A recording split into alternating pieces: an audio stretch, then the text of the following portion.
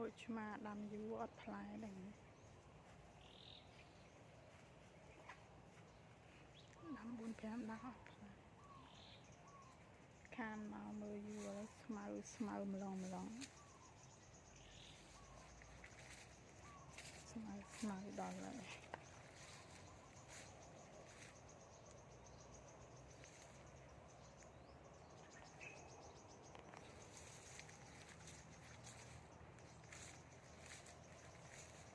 នេះបានស្ទងតែ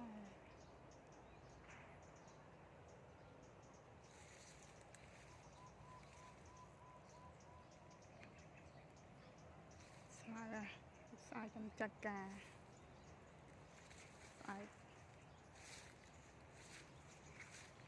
តក្តីចាត់ការស្មៅម្ដងខានមកយូរ